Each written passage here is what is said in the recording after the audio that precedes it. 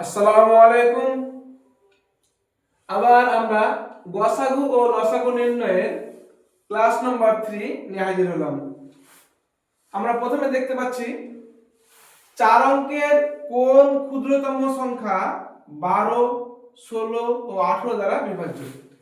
যদি 4 অঙ্কের ক্ষুদ্রতম সংখ্যা না বলতো, কোন ক্ষুদ্রতম সংখ্যা বললে কি করতাম আমরা? 12, 16, 18 লসাগু করতাম। তো আমরা এই 12, 16, 18 লসাগু করি আগে। 12, 16, 18 এর লসাগু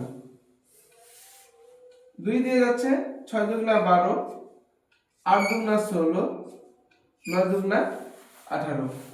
আবার 2 দিয়ে যাচ্ছে, 3 দুগুণা 6, 4 দুগুণা 8, 9 বসে যাবে। আবার 3 দিয়ে যাচ্ছে, 3 একে 3, 4 বসে যাচ্ছে, 3 3 9। তাহলে অতএব লসাগু সমান কত পাচ্ছি? লসাগু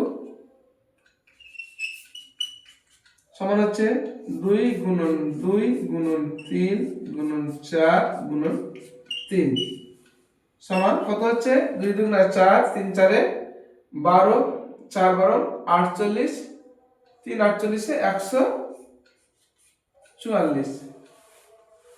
এবার আমরা এটি লসাগু পেলাম। যদি কোন ক্ষুদ্রতম সংখ্যা এত এত দ্বারা বিভাজ্য হতো তাহলে 144 হতো। কিন্তু এখানে বলেছে 4 অঙ্কের কোন ক্ষুদ্রতম সংখ্যা। আমরা 4 অঙ্কের ক্ষুদ্রতম সংখ্যা কি জানি? একটা 1, তিনটা 0। এই 4 অঙ্কের ক্ষুদ্রতম সংখ্যাকে এই লসাগু দিয়ে ভাগ করতে হবে।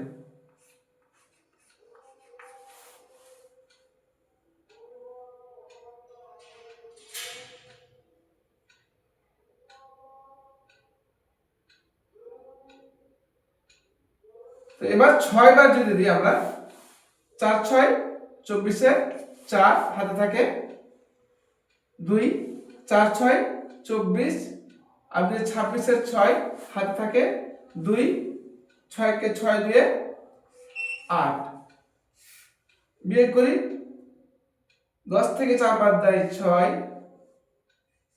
3 1। তাহলে আমরা এই ক্ষুদ্রতম সংখ্যাটি বের করতে গিয়ে আমরা দুই ভাবে করতে পারি।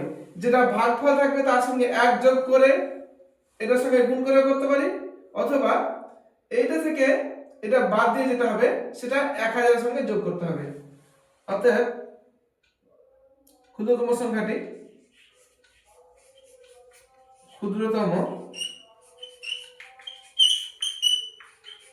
সংখ্যাটি সমান হবে, আমরা করতে পারি 1000 প্লাস এই যেটা দিয়ে ভাগ করছি সেটা মাইনাস অবশিষ্টটা 136।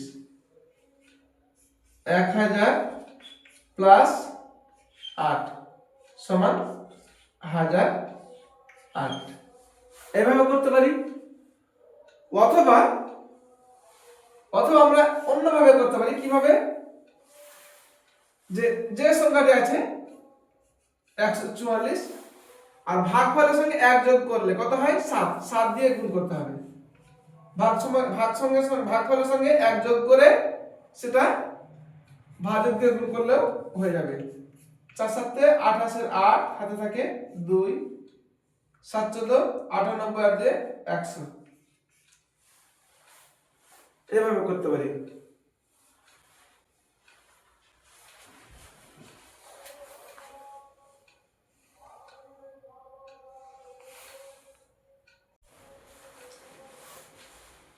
কিন্তু এই অঙ্কটা যদি বলতো 4 অঙ্কের কোন ক্ষুদ্রতম সংখ্যা না বলে যদি বৃহত্তম বলতো, কি বলতো? যদি কোন বৃহত্তম সংখ্যা, তাহলে আমরা কি করতাম?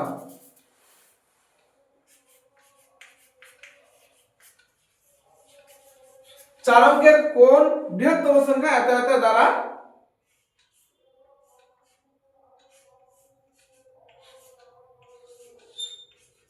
বিভাজ্য। তো সেক্ষেত্রে আমরা লসাগু পর্যন্ত এই পর্যন্ত করতাম। এবার আমরা জানি কি 4 অঙ্কের বৃহত্তম সংখ্যা কি?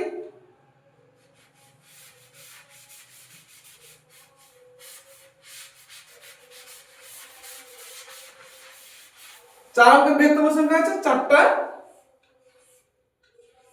9। এবার আমরা 6 দিয়ে দিচ্ছি, ভাগ যাচ্ছি।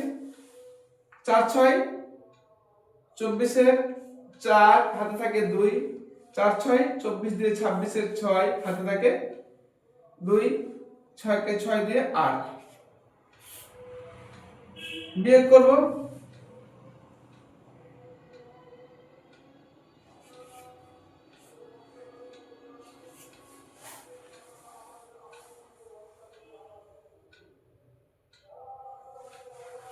নয় বার যাবে, 4 9 36 এর 6 হাতে থাকে 3, 4 9 36 আর 3 39 এর 9 হাতে থাকে 3, 9 কে 9 3 12।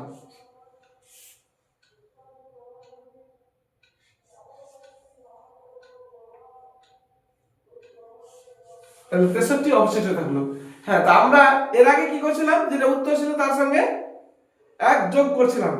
এবার আমরা উত্তরের সঙ্গে 1 যোগ না করে এটাই গুণ করে দিতে পারি, অথবা এই 4 অঙ্কের বৃহত্তম সংখ্যা থেকে অবশিষ্টটা বাদ দিলে হবে, এটাই সুবিধা হবে। অর্থাৎ বৃহত্তম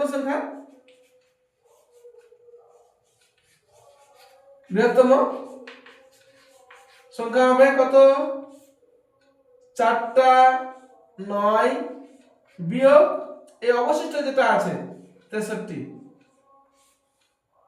সমান 9 থেকে 3 বাদ দিলে 6 3 9 9, এটা आंसर। আমরা যদি এই দুটার গুণ করতাম, এই দুটার গুণ করলেও একই উত্তর পেতাম।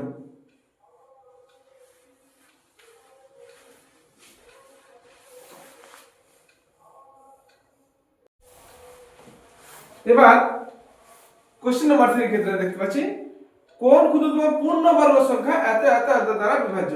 যদি আমাদের বলতো কোন ক্ষুদ্রতম সংখ্যা এত দ্বারা বিভাজ্য, পূর্ণবর্গ না বললে কি করতাম, আমরা লসাগু করতাম।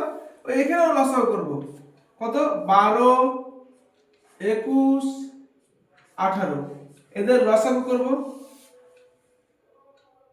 3 দিয়ে যাচ্ছে, 3 4 12, 3 7 21, 3 3 3 6 18, 2 দিয়ে যায়, 2 দুগুণা 4 7, 3 দুগুণা 6। তাহলে 12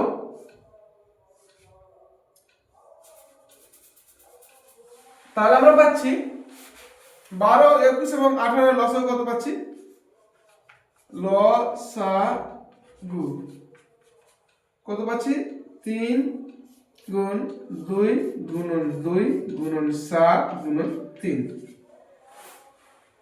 তাহলে এটাতে আমরা দেখতে পাচ্ছি যে 3 কয়বার আছে, 2 বার আছে, 2 কয়বার আছে, 2 বার আছে, 7 একবার আছে। এখানে পূর্ণবর্গ সংখ্যা যদি বলে তো প্রতিটা সংখ্যা কয়বার, মিনিমাম 2 বার করে থাকতে হবে। কতবার করে থাকতে হবে, 2 বার।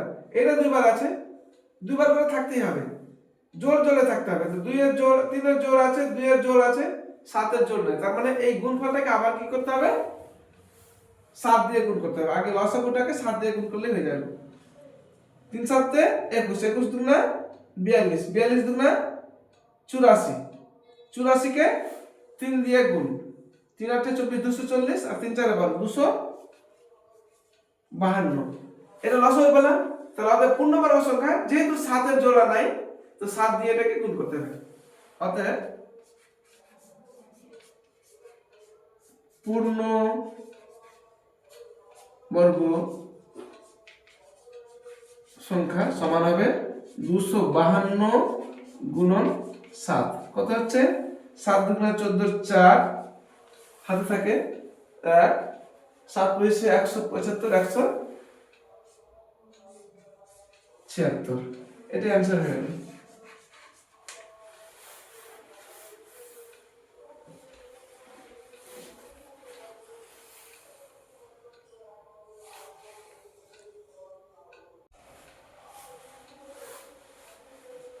এবার আমরা দেখছি লসাগু করতে বলেছে 5/2, 8/9, 11/14।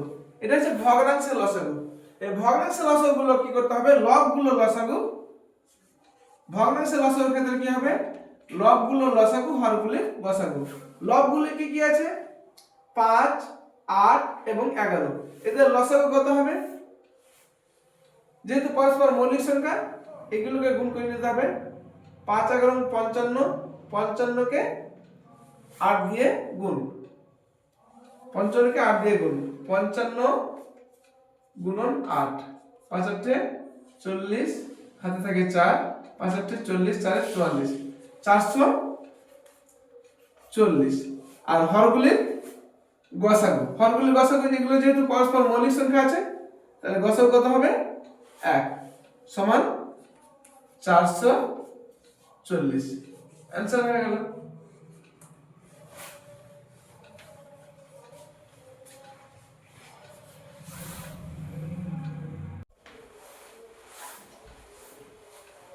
এবার গসাগু নির্ণয় করতে বলেছে, এটা ভগ্নাংশ। গসাগু কি বললাম, যেটা বলবে গসাগু বললে লবগুলোর গসাগু হবে। লবগুলোর গসাগু কত হবে, 5 8 11 গসাগু হবে 1, আর 2 9 আর 14 এর গসাগু হবে 126। 126, 2 9 14, 2 দিয়ে 2 1 কে 2, 9 বসে যাচ্ছে, 7 2 14, 7 9 63, 63 2 126। তাহলে এটা आंसर হয়ে গেল। এরকম করে আমরা যদি গসাগু নির্ণয় করতে বলে তো লবগুলোর গসাগু, হরগুলোর গসাগু, সরি, গসাগু নির্ণয় করতে বলে লবগুলোর গসাগু, হরগুলোর লসাগু। আর লসাগু নির্ণয় করতে বলে যদি, তো লবগুলোর লসাগু আর হরগুলোর গসাগু। যেটা বলবে সেটা হবে লবগুলোর, আর তার উল্টাটা হবে হরগুলোর। বুঝতে পারলাম? এরপরে আমরা করব প্রফিট এন্ড লস সম্বন্ধে শিখব।